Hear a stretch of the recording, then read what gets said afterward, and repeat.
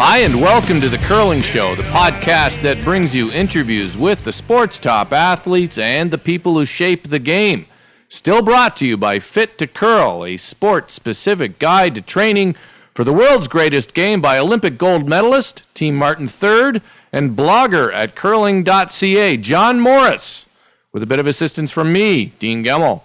To get your body in curling shape or just enjoy reading John's insights into the game, follow the programs in Fit to Curl after you buy it at fittocurl.com or at your favorite pro shop. He's a columnist on ESPN.com, an obsessive writing about uniform design on his own site, uniwatchblog.com, the author of Inconspicuous Consumption, an obsessive look at the stuff we take for granted from the everyday to the obscure, and a quarter finalist at the 2010 House of Hearts Spiel in Duluth, Minnesota.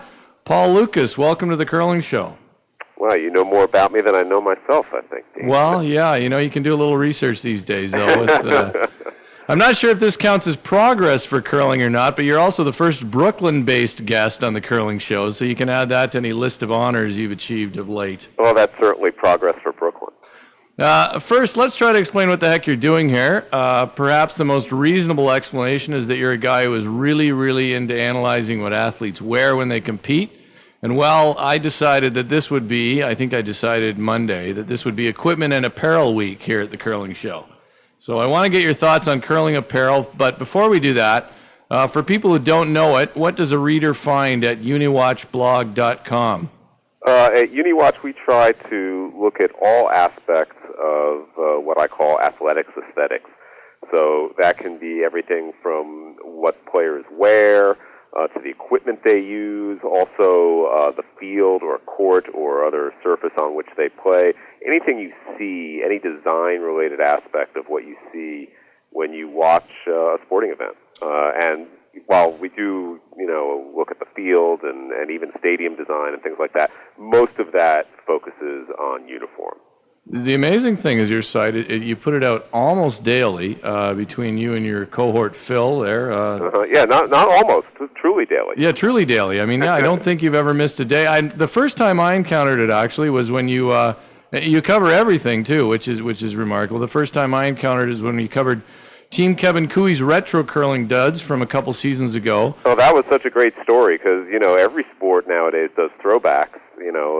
Football and baseball, the major sports do throwback uniforms, and there was a curling squad that was basically wearing throwback curling attire. And if I remember the story properly, I think they had purchased those sweaters on eBay, right? They did purchase them on eBay. Right, and so unlike most of today's throwbacks, which are reproductions of old designs, they were wearing the actual old garments, and so that was really cool. I like that. Well, I know your feelings on things like third jerseys and merchandising opportunities when teams break out bad uniforms. A tragic story with that is that when that team played in their Alberta provincial playdowns, which might be like Greek to you here now, but when they played down in another event, the Alberta Curling Federation for some reason wouldn't let them wear those uniforms. Oh, really? They were judged to be not up to spec or something like that?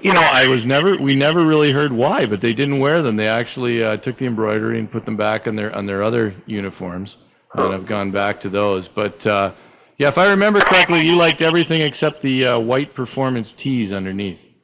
Yeah, well, because those weren't as throwbacky, Yeah. I think it would have been tough to go with ties or something, though. Yeah, well, I guess that might have been a little too authentic to be true to history with that kind of level of detail. So now that you've played the game, though, you know what it's like. And I got myself a throwback sweater for the occasion when I was in the House of Hearts.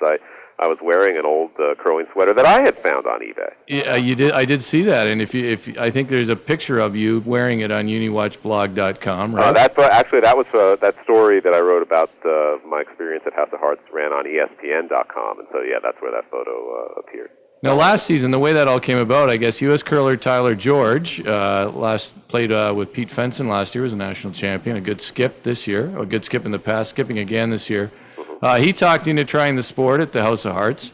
Yeah, now, I helped prep you for it with an afternoon of intense practice, I might add, at my club. Yeah, well, I definitely couldn't have done it without you, Dean, because that was kind of my first experience there. And you showed me the ropes, you gave me the basics, and then when I went out to Duluth a few days before the Spiel, so that Tyler could give me a little more intensive training. I had a grounding that I'd gotten with you. So when you got out there and you played in that event, did you start to understand why the people who curl are so passionate about the sport? Oh, absolutely. I loved it. I had a blast. Great people. It's a great sport. I thoroughly enjoyed myself. It's a dynamite sport. Now, you do know the Plainfield Curling Club, where you played last year, is now actually at capacity with membership this year. Oh, so that means I can't join. Well, I think I'd try to sneak you in somewhere, but all our leagues are full. It's incredible. Well, congratulations. That's great. You also talked about how you felt physically after curling, I think both on your blog and in that ESPN article. How did the actual experience of curling stack up to your expectations of what it would be like? I didn't have a whole lot of expectations. I know just from trying other sports occasionally that you never really know what it's going to be like to do something physical you haven't done before, and even something that looks not that difficult or looks like it doesn't have that much exertion can definitely use muscle groups that you're not used to using before. And what I found was the actual sliding and delivering the rock and all that was fine. I didn't really have any problem with that, physically or otherwise. But sleeping totally kicked my ass.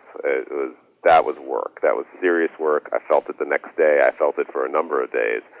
And just the leverage and sort of centering, your body mass and all that, and sort of getting the right leverage on the broom, that was something that I really learned to respect as I watched some of the other people do it and saw, it seemed almost effortless, or just not effortless, but the efficiency that some of them had.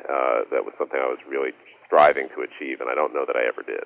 Well, and the interesting thing I think too about curling is as you become better at delivering the stone, I actually think it becomes more physically demanding. In other words, it doesn't get easier as like a golf swing or something. But hey, let's talk curling apparel. You're an old school guy who has called the current crop of curling apparel glorified tracksuits. So that's one of the reasons I think you went out and found that old school sweater on eBay. But after curling yourself and presumably watching it a bit on television during the Olympics last winter, it's sort of, one of the things is that the retro look is great, but there's also a bit of a need for performance clothing, I think, in curling. Do you have any thoughts on how you'd like to see a team suit up?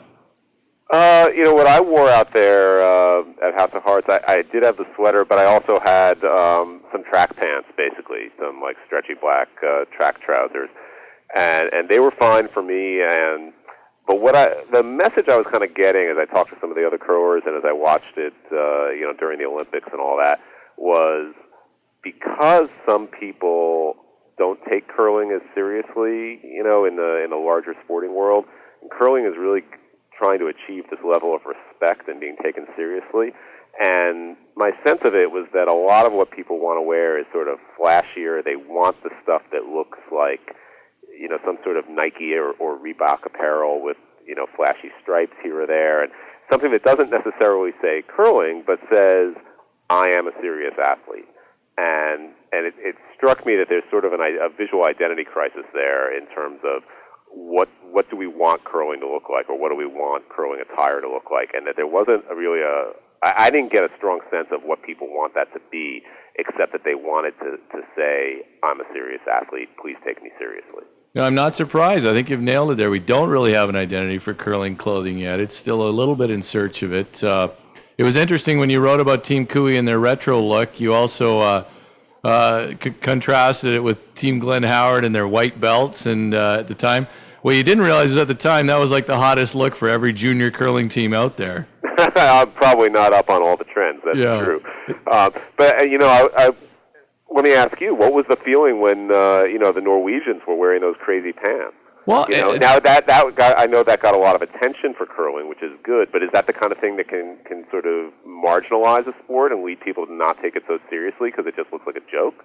Well, I think curlers in general have a sense of humor about, all have a sense of humor. So we let a lot of that slide off our backs. I think almost everybody I've spoken to thought that the pants were, whether they liked them or not, they thought they were good for the game because people wrote about it and everything else. No such thing as bad publicity and all that. Yeah, I mean, I think we'd look like, we'd look pretty silly if we were all wearing those, quite frankly. I don't mind plaid, though. I'd love to see the return of plaid, although I know they try. I've talked to Aaron Flowers at Gold Line, and where they make equipment, and they've tried to bring stripes or plaid in, and people do revert to the basic black. And you might have nailed it there with your thought about, hey, we want to be. I think more than anything right now, curlers want to look athletic. We've got curlers who train more, and they are athletic, and they look like decent physical specimens at the top level. So they want to reflect that. Yeah, which of course any serious athlete would want to. It makes total sense. At the club level, of course, you see everything. The other thing in curling that you may not realize, but in a club setting, a skip generally wears what we have is some sort of jacket throughout the game while the rest of the team heats up. With my team out at House of Hearts, Craig Brown had a very nice jacket that I think he had from the U.S. Championship. Right, but it's a bit of a conundrum for a curling uniform because you sort of have one uniform for one guy and everybody else in something else. Yeah, I guess that could be an issue, huh? Yeah, I'm trying to think. I don't know another sport that has a similar conundrum. It'd be like if the baseball pitcher kept wearing that the in the NL, the one that they wear when they run the bases. When they're on the bases, yeah. So, anyways, there's that conundrum. The crazy thing is that curling clothing has actually really improved. I sent you a link to the video on YouTube that shows Jennifer Jones' winning shot against Jen Hanna to win the Scotties Tournament of Hearts in 2005. Not so much so you could appreciate the shot, but so you could laugh at the god-awful pants that were the Manitoba uniform back then. Those were not the most flattering pants. I did take a look at that, but I have to believe that she could have done better than that. I mean, it's not like those were the only pants that were available, right? I mean, she could have gotten something a little more flattering, or else she's just not a particularly vain person, and good for her, on that score. But I mean, it's not like every woman you see out there is wearing those crazy baggy pants. Well, what the reality is back then, most of them were, because what happens is at the Canadian Championships is your uniform was generally supplied. So you showed up, and you still do get your shirts and everything. But now they let the women choose their pants at least. But they do show up and get shirts. Now, John Meade is a guy out in Winnipeg with Mondetta, and they've really improved the shirts and everything they wear. Because it used to basically be a golf shirt with, a crummy golf shirt with a jacket on top. So I mean, it's funny that you say a golf shirt, and I was saying before that the curling attire struck me as glorified tracksuit, and it does seem like it's just borrowing from other sports, and I don't mean to say that curling is just ripping off other sports or anything like that, but just that there's no functional requirement that creates its own look, because most sports attire, the visuals are usually based on some sense of form-following function. That football uniforms evolved the way they did. They wear knickers, and they're big, bulky pants because they have to fit pads inside of them. Now the pants have gotten a little tighter over the years because of performance fabrics, but you understand what I'm saying, that right. the basic design was based on form-following function. And in the case of curling, when you look back on it, I don't know what the specific functional requirements ever were. I mean, people just basically wore trousers, right? Like basic old, wool trousers out on the ice. Yeah, I mean, that was the original. You just basically wore your wool trousers, and your shoes were actually, years ago, were a pair of dress shoes that you wax the sole to make slippery. Right, and so since it doesn't have that tradition or heritage of a specific athletic-based design, of a visual design based on some sort of athletic performance requirement, and it's never developed that sense of visual design history or tradition. I think that's sort of why you see the sport kind of casting about for a signature look now. Interesting point. Yeah, I think that probably is it. I mean, all we really, was a big deal when you started to get pants that stretched, right? I mean, that was like evolution of the curling uni, and now we actually have pants of actually much better fabric than we had years ago in terms of how they move. Now, I know you guys hate it when curling is compared to bowling, and I understand that. But it is a somewhat similar sport in the sense that it's played in teams of small groups, 4 people on a team, in a club setting, in a league setting. A curling club is not all that different than a bowling league. You understand what I'm saying in terms of the recreational aspects of it. And, bowling attire, there's nothing functional you really need for bowling attire aside from the shoes. And yet they developed a signature look of the bowling shirt. When you say bowling shirt, we all know what that means. We all sort of have a visual image of that in our minds with the embroidered design on the back And there was no reason for that look. It just sort of came about, and it became the look of bowling. And I think that's what curling needs, is something that just comes along and becomes established, that everybody sort of accepts as the look of curling, even though there may not be a functional reason for it, but it becomes the signature style. Yeah, that's a good point. I think the reason, I think curling, the signature look was the sweater that you bought. That was the signature look. But the trouble is that sweater doesn't really suit the way you play the game now. It's either too hot if you're in an arena setting, even if you're in your club. It's not, they're just other materials that are better for performance. So right. I think that's the problem. And I think it's sort of a free-for-all now of sort of what's going to replace the sweater. That different people in different clubs, different teams use any kind. They're open to choose any kind of design they want, and nothing has come along as a sort of consensus choice that everyone will use as the basic visual template. Yeah, I mean there's some things that are evolving. You definitely see a shirt that's more like a lot of zip neck shirts. Zip necks, for some reason, to me, do suit curling as a modern look, but you see a lot of that zip neck sort of running style shirts. So that's happening. Hey, another thing we've seen this year in curling, you won't know about this, I don't think, but a lot of teams have started to use numbers on their shirts. I didn't know that. Uniform numbers. Sometimes is that required by some tournaments, or is it just like a style choice? That's a good question. It's never been required. It's just become a style choice. And initially people did like 1, 2, 3, 4. I think the Swiss did that a few years ago. Now people are just choosing their favorite numbers. Reasonable or superfluous? I think it could, and the whole idea of uniform numbers in sports in general was not the way most sports started. Baseball existed for 60, 70 years without uniform numbers. Football originally did not have uniform numbers. Baseball was founded in the 1860s, 1850s, and the first team to wear uniform numbers was the Cleveland Indians in 1929. And at the time, it was seen as a gimmick, but or superfluous, as you just put it. But of course, it became a way to help identify the players, and I think it could be the kind of thing that could help give curlers an identity. If a player becomes known by a particular number, and also just help fans identify. If you're watching it, and aside from branding the player as like, ooh, he's tough number 7 or whatever it is, just knowing that Dean Gemmell or whoever wears number 7 is something that I think could be very helpful. That's a good point. It points out or it reminds me of something John Mead of Mundetta again, who supplies shirts major curling events, and one of the things that they've noted was that at these big curling events they never sold at a concession team uniform. So you would see a great player like Kevin Martin or John Morris. If you were a kid who was into curling, you couldn't buy his jersey at the event like you could for any other sport. And I think numbers help with that. And now the teams that are wearing the numbers, are they also putting the name on the back of the jersey? Some do, some don't. Names sort of go in and out. A lot of the. I would say, if you're talking a top 10 in the world or top 20 in the world team, most of those teams have their names on their shirts. I definitely think a name looks better with a number. That's probably true. Otherwise, it starts to look just like a Ralph Lauren polo shirt. Yeah, it looks a little too much like ego, but at something when everybody has the numbers, it sort of indicates that you're all part of a roster, you're all part of a team. It speaks to, and it's another element that can be designed. All the numbers are the same typeface. I don't mean a flashy design; it can be just simple block numbering, but it's an element that speaks to uniformity. And if you read your blog, if one reads your blog, you know that you will detect when somebody has a slightly different font in their numbers. Yes, as Dave Robertson of the Yankees did on Monday night. Yes, a nice catch. Yeah, that was a really subtle distinction that I must confess I did not initially catch myself, but fortunately my readers did, because the UniWatch readers are my eyes and ears out there. It was subtle. I had to go to the second photo on that one to really see. Yeah, we ran a bunch of sort of comparison photos, and I saved the best one for last, the one where you can really see it clearly. Yeah, the contrast with Nick Swisher was the one when I got it finally.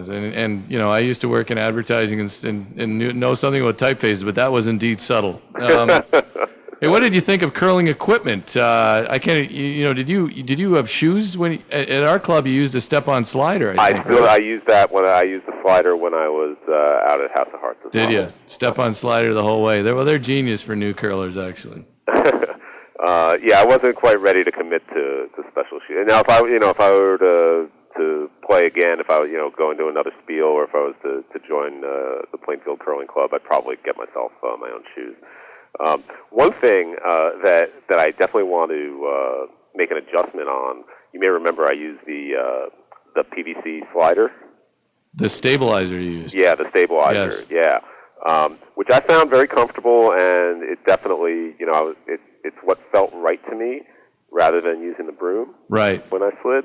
But every time I saw a photo or a video of myself, God, that thing looks dorky. The slider looks dorky. I got to figure out how to use the broom. It just you got to go easy on the stabilizer. I have good friends with the people who sell it, so it's a great tool actually. And I know, there were Olympic level curlers who used it, and so I know there's no shame in it and all of that. But also, I think from what I could see, the people who use the broom tended to get a bit lower. Yeah, I mean the stabilizer. I think it suits a certain style of delivery, and it's definitely a real asset when you start. It's a huge when you start, and then I think there are some people it really does suit their delivery. John Morris, his father invented it, but John doesn't throw with it. But doesn't mean I think it's a great tool, and people should experiment with it, and if they like it, keep using it. But and yeah, as far as the other equipment, the brooms were very interesting. I saw there was an article just today. Someone forwarded me an article about the new developments in broom design. There are some new brooms out. There's some new technology in brooms. I talked to Scott Taylor, Balance Plus. They have a new piece that goes in the brush head, and then Asham has a bunch of brushes with different shapes that various people are using. Now that led me to question, as a novice, maybe this is going to be a silly question, but are there any rules or stipulations or guidelines for that kind of thing? I mean, what kind of materials you can use? The weight of the broom. Are there any? Is the sky the limit, or what can you do when you're redesigning a broom? Well, that's an interesting discussion that I think is coming to the fore now.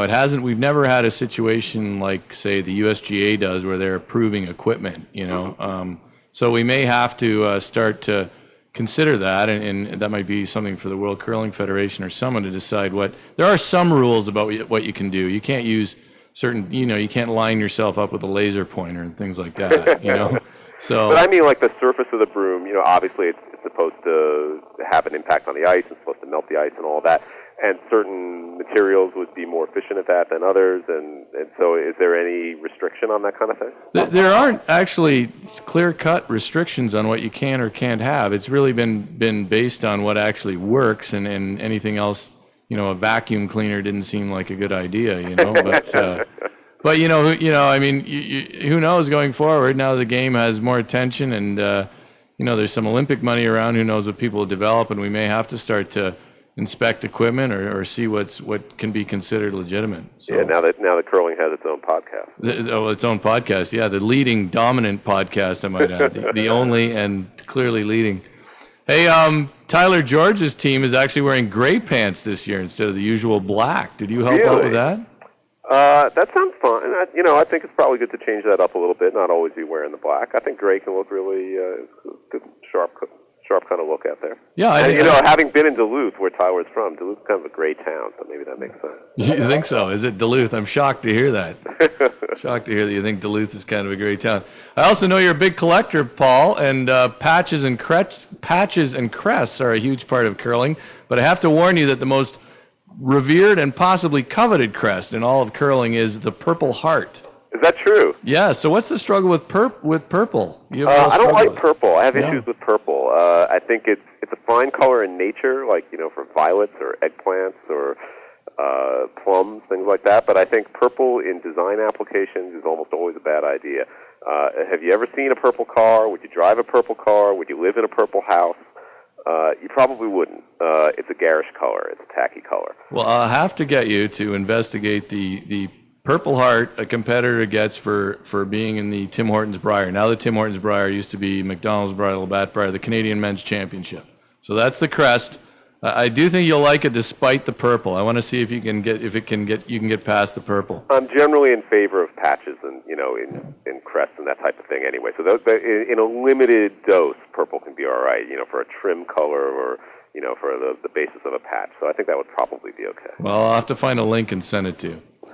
All right, Paul, we finished with a run back. I don't know if you saw any run backs made out in Duluth. Probably Craig had to throw a few of those. Do you know what a run back is? I don't know what a run back is. It's what we used to call a raised takeout years ago. It was when you hit a rock onto another rock, and the run back sort of became it used to be a big deal to make a raised takeout, and now everybody has to be able to throw run backs with regularity. Let's say that. So, anyways, the run back. I give you a topic, and you give me your thoughts in 1 to 3 words. 1 to 3 words. Wow, that's a big range, I guess. Yeah, but believe me, nobody sticks to 1 to 3 words, and we usually go off on tangents. So, all right, the New York Mets search for a new general manager. Doomed to failure. You're another suffering Mets fan. I know that. So, I became a Mets fan because I said I can't move back to New York. I can't move to New York and start cheering for the Yankees. Just wrong.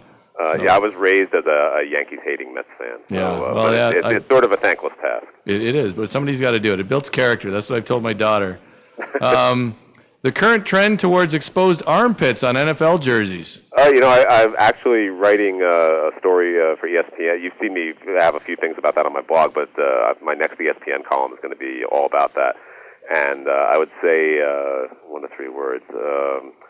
Let's say too much information. Yeah, it's an unsettling look, I think. I do not want to see an NFL lineman's armpits or the sort of flab on the side of his torso hanging out over what passes for a sleeve on an NFL jersey nowadays. It's not really sleeves anymore. It's basically an armhole, just a hole. They're basically wearing tank tops. See, and that's a case of a uniform giving over too much to function. It's true. And, the amazing thing about it, the reason it's happened is because there's no rule against it. This is the same league that will fine a player for having, 1 square inch of exposed kneecap or for having the wrong shoelace color, but they have no regulations on the length of sleeves. And so sleeves have gotten shorter and shorter and shorter because players are obsessed with giving their opponents nothing to grab onto. And so the shorter your sleeve, the less your opponent can grab. And so now the players are basically wearing tank tops with just a little bit of fabric up in the shoulders to stretch over their shoulder pads. And I realize this is way more about football than you want on your curling podcast. No. I mean, I think for a lot of my curling fans, this will be their favorite part of the interview. And so because it's an unregulated part of the uniform, the sleeve, it's basically disappeared. And so now you've got all these players, with their armpits exposed. And whenever you see a player flexing his muscles, which is now almost like a standard thing after a good tackle or a sack or whatever, you see them flexing like a bodybuilder, that's a result of the lack of sleeves, because they wouldn't be flexing those biceps if the biceps were covered. Boy, there's so much to merit watching more curling and less NFL. I think curlers will be flexing their muscles soon enough. Well, we do have some people again. I've got a book that I know you're advocating the curling training program. Exactly. How about Deadspin.com? I don't read it. I got nothing against it, but I don't read it. Interesting. Because if it has anything noteworthy, like shots of Brett Favre's privates or something like that, the good stuff or the noteworthy stuff ends up elsewhere anyway. Yeah. It's one of those things you don't actually have to pay attention to because the rest of the world is paying enough attention, and it starts to circulate. Yeah, that's true. Everybody else in media reads Gawker Media stuff as it is, right? So, yeah, and my sense of it, although I don't watch it closely, my sense of it is that Deadspin doesn't give nearly enough coverage to curling. They don't, not nearly enough, and when they do, it's not in the greatest light either. And they have had a real focus on athlete members as of late, and I'm not talking about club members either. It's been relentless. Has there ever been a scandal like that in the curling world? No, we are remarkably scandal-free. Which is somewhat surprising, given what you saw in Duluth. Yeah. There's certainly enough fodder for scandal. But it's more of we're sort of a 50s, 60s kind of party crowd, right? So it's more like an alcohol and more alcohol fueled than drug fueled, and it's a wholesome sort of debauchery. It is very wholesome, Paul. Sort of. Budapest-born Oscar-winning actor Paul Lukas. Yeah, my namesake. Yeah, that really hurts your Google juice. It does. I was not named after him. He spelled his name the same way I do, with a K, not with a C. My parents were certainly aware of him when I was born, but they did not name me after him. He has a star on the Hollywood Walk of Fame, and I've never been there, but friends of mine have, and they'll take a photo and send it to me. And years ago, I had a snapshot that a friend took of his star, and I framed it and I put it on the door to my apartment, and people used to say, "Hey, that's really cool. How'd you get that?" And now they just say, "Oh, you can do anything with Photoshop, huh?" That's true, isn't it? Yeah. No, nothing too interesting about it now. Yeah. Hey, 1 to 3 words on for my Canadian fans, the Toronto Blue Jays home uniform. Oh, what a travesty! It is, isn't it? Yeah, probably the Major League Baseball single, most in need of an overhaul uniform. It was never good, the Jays uniform, but they've just managed to make it worse over the years. And they've also managed to have as little blue in it as possible, for a team called the Blue Jays. Could they please wear a blue cap? Would that be such a hard thing? The best original 6 uniform. Oh, that's tough because most of them are so good. I would probably go with the Canadian, what is now the road uniform, what I still think of in my mind as the home uniform. Yeah, I never understood why the NHL went away from the home whites. But they had switched to the home whites in 1970 or 71. Oh, really? Yeah, back in the day, that's why the Rangers are called the Broadway Blues, because they wore blue at home, for decades and decades. It was around 70, 71 that the league switched to white at home, and then in 2003, I believe, they switched back. Oh, so you probably liked that they switched back, right? No, I prefer white at home. You do? It's what I grew up with. It's still what I think of as the home look. Right. The green rings at the curling venue during the Vancouver Olympics. Did you see those? I did. I thought they looked great. Personally, I thought it was interesting. Actually, I had mixed thoughts about it. On the one hand, I thought it was a great way to incorporate the colors of Vancouver into the sport, and I thought that was very cool. And as somebody who's into sports aesthetics and athletics aesthetics, I thought that was dynamite. On the other hand, I thought, this sport just lets you go around and change the colors. I thought the colors of the rings had to be red, white, and blue, but I guess that's not the case. No, it's not. It's just what I had been used to seeing. Yeah. Yeah, I thought, does it vary that much, from steel to steel? Yeah, well, certain clubs will paint rings in their club colors and things like that, and you will see rings different colors. In Scotland, they're having the World Juniors. They've got some really crazy ring design, actually, one that I think goes a little too far because it might be hard to tell who's closer from it. But what do they have, a tartan plaid ring? Yeah, it's just it melds together. It looks like so. But yeah, you do see different colors. I don't really mind it. I didn't mind it. The green was a bit shocking, but that was the green they had for the game. So that's their color. It's the city color. I really liked it. I thought it was very cool. And finally, Ed Wernick. I confess I do not know Mr. Wernick. Oh, there you go. See, well, I asked so many people in the run back about Ed Wernick, one of the all-time great curlers, who was a true character. So I just thought I'd throw that at you to see if you really had researched the curling. I didn't study for this test, Dean. Yeah, I'm still gonna pass. You're still gonna pass, but that was the difference between an A and an A+. Okay, well, it's good for me to have some room for improvement.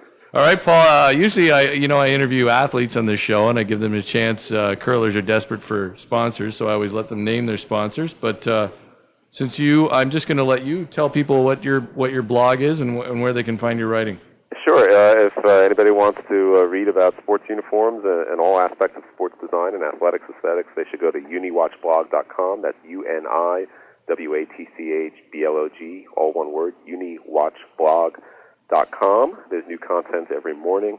And I also write a column called UniWatch for ESPN.com, and that runs roughly every week or 10 days, and people can just sort of search on my name at ESPN.com. It's Paul Lukas, Lukas, just like the actor. All right, Paul. Well, thanks for your time. If you decide you do want to join the Plainfield Curling Club because you can fit it into your schedule, we do have some more members from Brooklyn this year. Oh, really? Yes, we do, including another member who just joined with a podcast and a science writer. Really? Yes, maybe I from can Brooklyn. carpool with him or something. So we could have a carpool situation soon for you.